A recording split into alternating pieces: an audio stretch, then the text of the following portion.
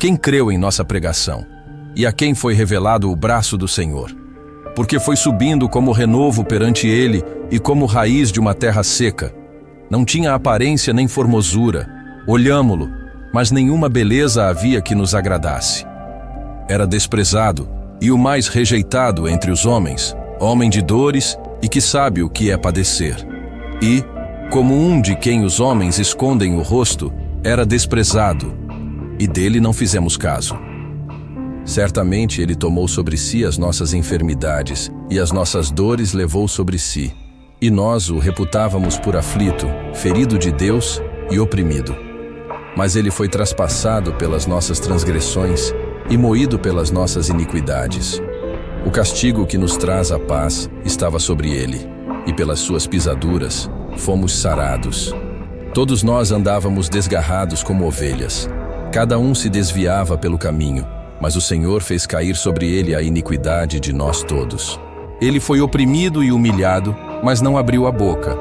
Como cordeiro foi levado ao matadouro, e como ovelha muda perante os seus tosquiadores, ele não abriu a boca.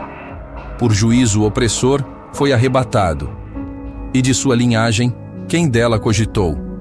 Porquanto foi cortado da terra dos viventes, por causa da transgressão do meu povo, foi ele ferido. Designaram-lhe a sepultura com os perversos, mas com o rico esteve na sua morte, posto que nunca fez injustiça, nem dolo algum se achou em sua boca. Todavia, ao Senhor agradou moê-lo, fazendo-o enfermar. Quando der ele a sua alma como oferta pelo pecado, verá a sua posteridade e prolongará os seus dias, e a vontade do Senhor prosperará nas suas mãos. Ele verá o fruto do penoso trabalho de sua alma e ficará satisfeito. O meu servo, o justo, com o seu conhecimento, justificará a muitos, porque as iniquidades deles levará sobre si. Por isso, eu lhe darei muitos como a sua parte, e com os poderosos repartirá ele o despojo. Porquanto derramou a sua alma na morte, foi contado com os transgressores. Contudo, levou sobre si o pecado de muitos e pelos transgressores intercedeu. Quem creu em nossa pregação? E a quem foi revelado o braço do Senhor? Isaías 53, tum. Isaías abre com um grito quase incrédulo. Quem acreditou nisso? Quem conseguiu enxergar que o braço do Senhor, expressão que representa o poder ativo e salvador de Deus, se manifestaria através de fraqueza, dor e rejeição? A pergunta carrega dor. Não é apenas retórica. É o retrato de uma humanidade que esperava um rei triunfante, mas recebeu um servo desfigurado.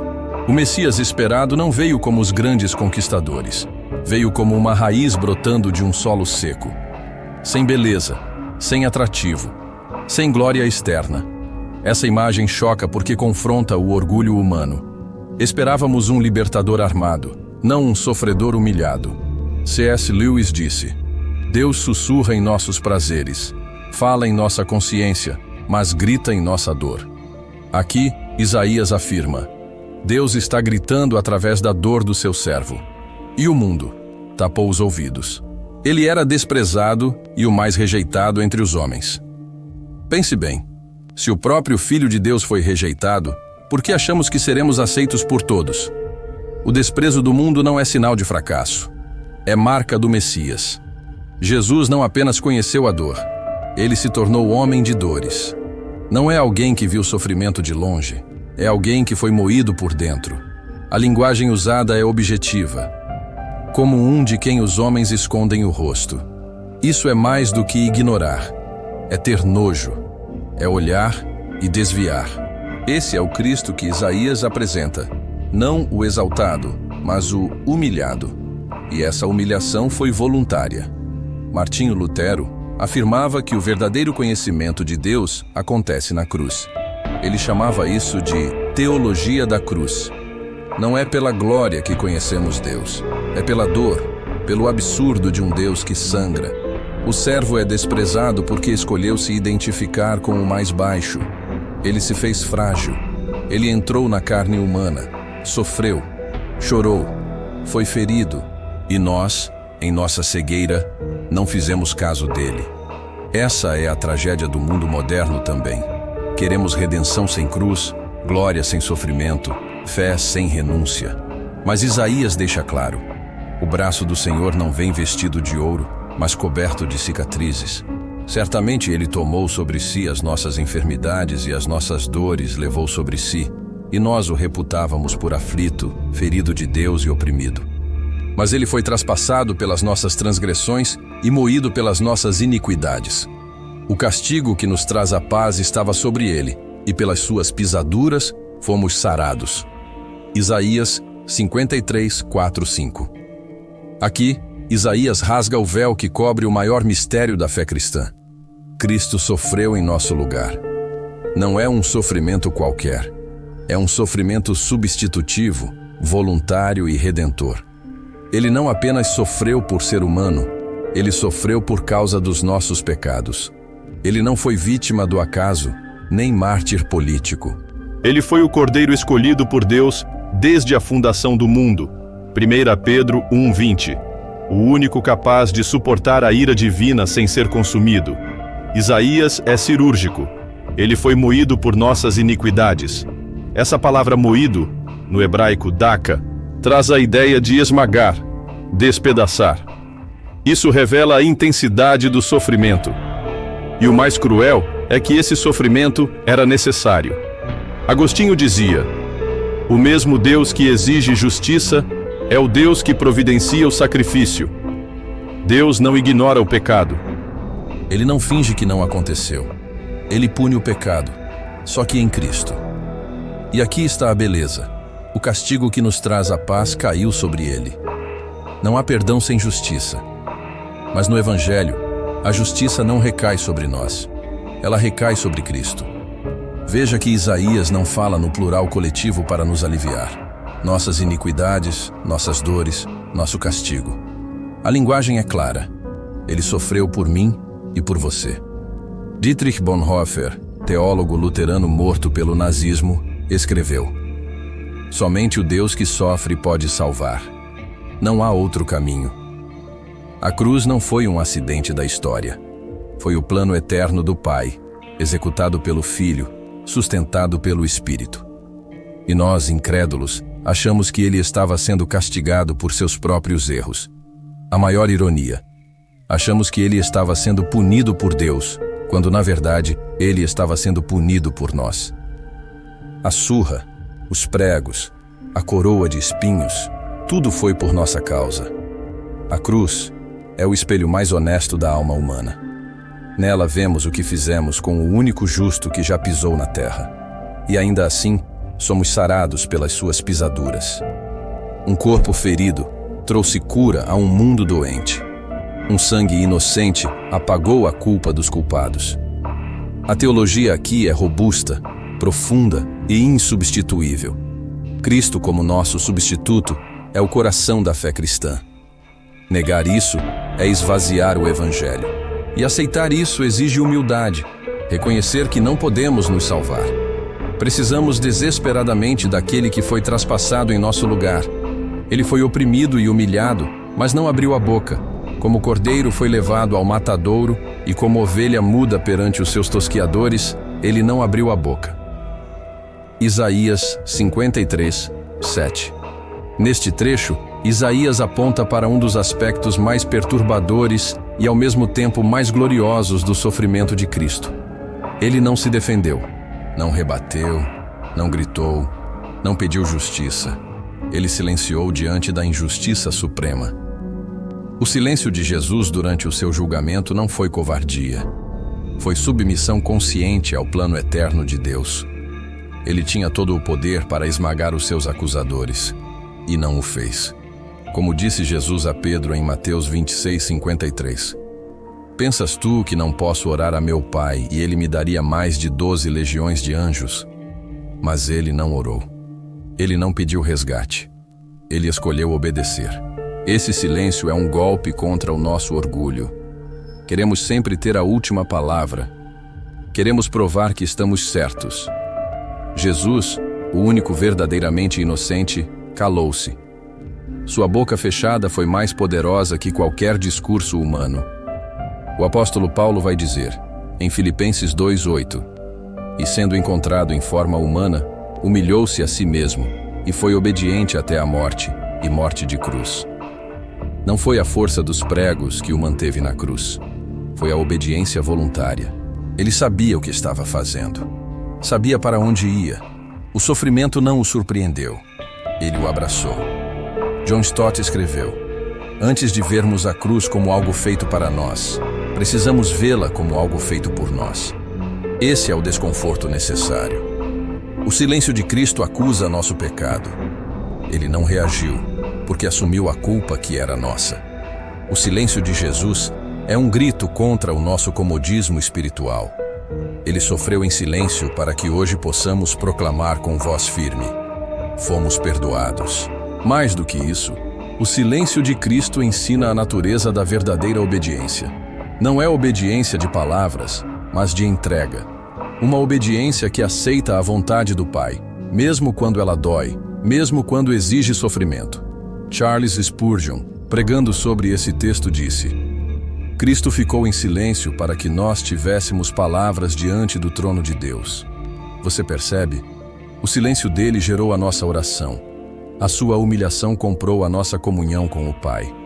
Sua obediência comprou o nosso acesso à graça. O Cordeiro ficou em silêncio, não por fraqueza, mas por amor. Ele foi até o fim, até o matadouro, por mim e por você. Quem somos nós para tratar isso como algo comum? Por juízo o opressor foi arrebatado, e de sua linhagem, quem dela cogitou? Porquanto foi cortado da terra dos viventes, por causa da transgressão do meu povo, foi ele ferido. Isaías 53:8.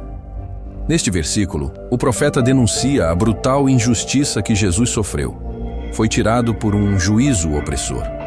Um julgamento sem legitimidade, conduzido por homens movidos pelo medo, pela inveja e pela ignorância. Foi uma decisão arbitrária, política e religiosa, travestida de legalidade. E o mais trágico, ninguém se importou. Quem da sua linhagem cogitou? Ou seja, quem se levantou para defendê-lo? Ninguém. Ele foi arrancado da terra dos viventes sem alarde, como se sua vida não tivesse valor. Mas há um detalhe que muda tudo. Por causa da transgressão do meu povo, foi ele ferido. Ele foi injustiçado pelos homens, mas aos olhos de Deus, estava cumprindo uma justiça maior. A justiça que salva pecadores. A aparente derrota era o caminho da vitória. O julgamento injusto dos homens não anulou o plano justo de Deus. Pelo contrário, foi o cenário necessário para que a cruz fosse erguida. A cruz, que aos olhos humanos é um escândalo e uma loucura, é o centro da sabedoria divina. Como escreveu Paulo em 1 Coríntios 1, 23, 24. Mas nós pregamos a Cristo crucificado, que é escândalo para os judeus e loucura para os gentios, mas para os que são chamados, tanto judeus como gregos, Cristo é o poder de Deus e a sabedoria de Deus. Sim, houve injustiça humana, mas houve também um propósito eterno. Jesus foi cortado da terra dos viventes, mas era necessário que fosse assim. Se ele tivesse escapado do sofrimento, nós estaríamos condenados. Se ele tivesse sido poupado, nós estaríamos perdidos. A morte de Jesus foi real, violenta, pública. Não foi uma encenação. Ele não apenas pareceu morrer. Ele morreu, cortado, ferido, humilhado. E tudo isso no nosso lugar. Dietrich Bonhoeffer, que conheceu o peso da injustiça por ter enfrentado o nazismo, escreveu: somente um Deus que sofre pode nos ajudar. O Cristo que sofre injustamente é o único que pode redimir uma humanidade injusta. A cruz não é apenas o lugar onde nossos pecados foram pagos, é também o lugar onde vemos o horror do nosso próprio coração. A morte de Jesus revela quem nós somos e o quanto fomos amados, apesar disso. Por isso, Isaías não silencia diante da dor de Cristo.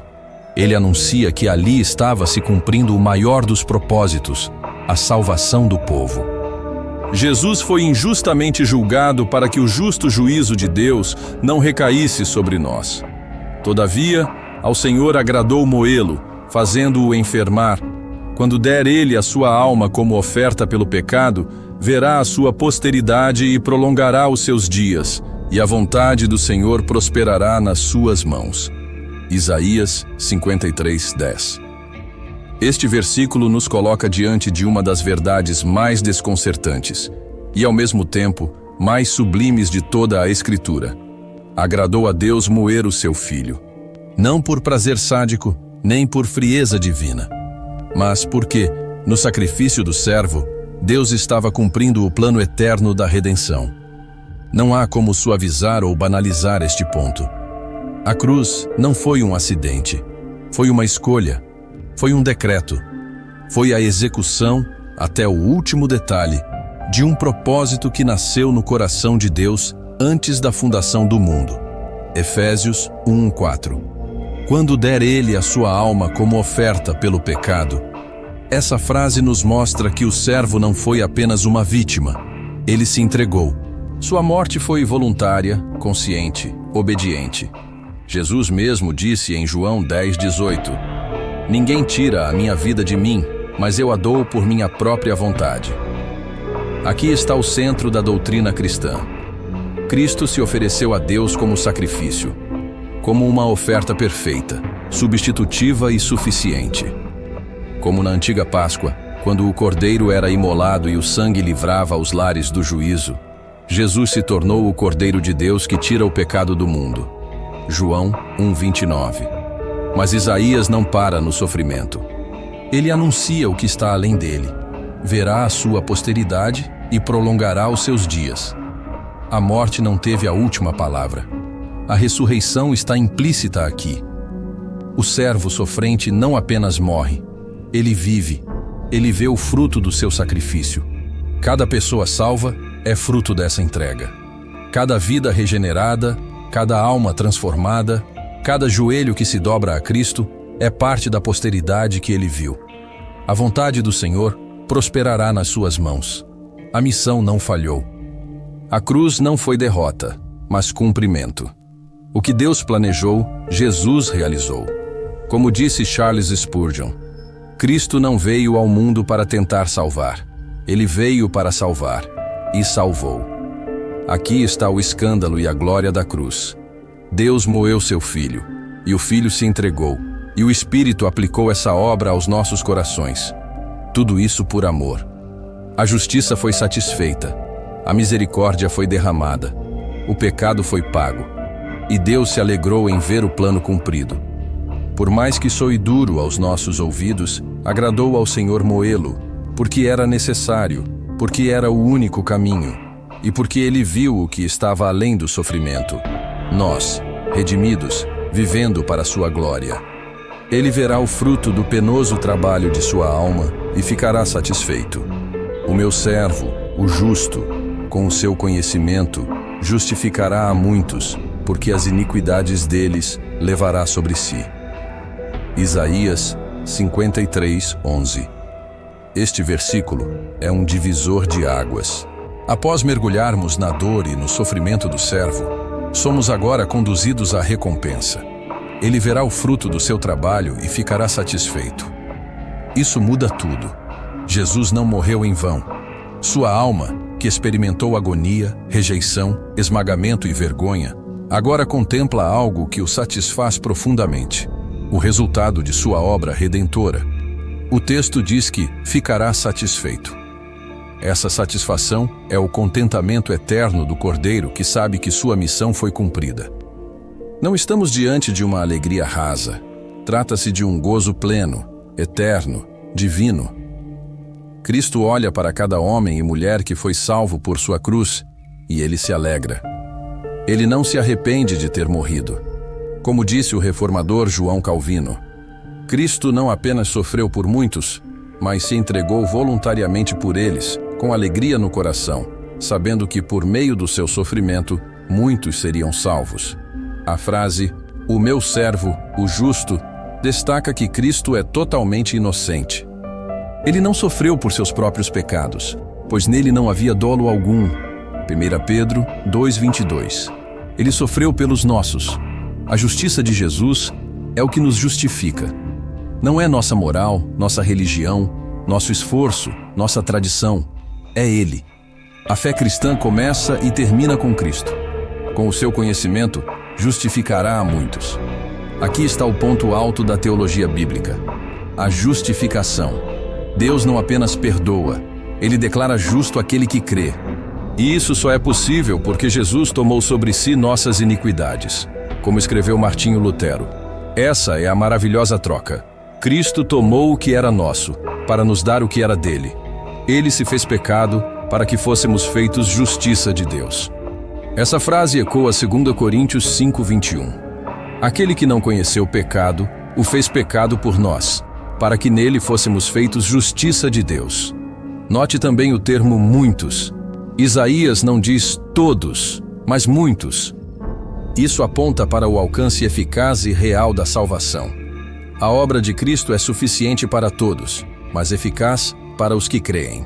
Ele sabia exatamente por quem estava morrendo. Cada pessoa justificada foi alvo consciente do seu sacrifício. Por fim, vemos mais uma vez a substituição. As iniquidades deles levará sobre si. Não há justiça sem pagamento. Não há salvação sem substituto. E Cristo se fez esse substituto. Ele levou sobre si o peso total da nossa culpa, o registro completo da nossa dívida, e pagou por tudo com sangue, dor e amor. É por isso que o servo olha para o fruto do seu sofrimento e fica satisfeito, porque vê vidas justificadas, homens antes inimigos agora reconciliados, filhos antes rebeldes agora adotados. A cruz não foi em vão, ela foi eficaz. Ela venceu. Por isso, eu lhe darei muitos como a sua parte, e com os poderosos repartirá ele o despojo. Porquanto derramou a sua alma na morte, foi contado com os transgressores. Contudo, levou sobre si o pecado de muitos, e pelos transgressores intercedeu. Isaías 53:12. Isaías encerra essa profecia com um clímax poderoso. Aqui, o servo sofredor recebe sua recompensa. Tudo o que ele suportou, o desprezo, a dor, o esmagamento, a morte, não foi o fim. A cruz não é o ponto final. A glória vem depois da humilhação. A coroa vem depois dos espinhos. E o Pai o recompensa. A frase, eu lhe darei muitos como a sua parte, revela que o servo recebe uma herança, vidas. Os muitos são aqueles por quem ele morreu, os justificados pela sua obra. Eles não são um troféu genérico. Eles são a posse pessoal de Cristo, o presente do Pai ao Filho. Como Jesus disse em João 6,37, todo aquele que o Pai me dá virá a mim, e o que vem a mim de maneira nenhuma o lançarei fora. Com os poderosos repartirá ele o despojo. Cristo venceu a guerra. Ele venceu o pecado, a morte e o inferno. Como um rei vitorioso, ele reparte os espólios da batalha, e faz isso com seu povo. Somos coerdeiros com ele, Romanos 8,17, participantes de sua vitória. Mas jamais porque lutamos, apenas porque ele venceu por nós. O versículo também afirma que derramou a sua alma na morte. Isso nos lembra que ele não morreu apenas biologicamente. Sua entrega foi total. Ele não segurou nada. Foi uma obediência completa, até a última gota, até o último suspiro, até o último grito. Foi contado com os transgressores. Jesus foi visto como criminoso, crucificado entre ladrões, tratado como maldito, assumiu o nosso lugar. Ninguém olhou para ele e viu um rei naquele momento. Mas ali estava o Rei dos Reis. Como disse Charles Spurgeon, na cruz, Cristo se fez o pior dos pecadores sem jamais pecar, para que os piores dos pecadores pudessem ser feitos justos sem jamais merecer. E então vem a síntese do Evangelho em duas frases. Levou sobre si o pecado de muitos, e pelos transgressores intercedeu. Não apenas sofreu por eles, mas ora por eles. Mesmo na cruz, intercedeu. Pai, perdoa-lhes, porque não sabem o que fazem. Lucas 23:34. E ainda hoje, ele intercede por nós. Hebreus 7:25. O Cristo que morreu também ressuscitou e vive à destra do Pai, intercedendo pelos seus. A cruz foi o altar. O trono é agora o púlpito. Ele não apenas pagou a dívida, Ele garante que nunca será cobrada novamente. Isaías 53 termina exaltando a glória daquele que foi esmagado. Ele venceu. Ele reina. Ele intercede. E nós estamos incluídos nessa vitória. Não porque somos bons, mas porque Ele é o servo justo que levou o nosso pecado.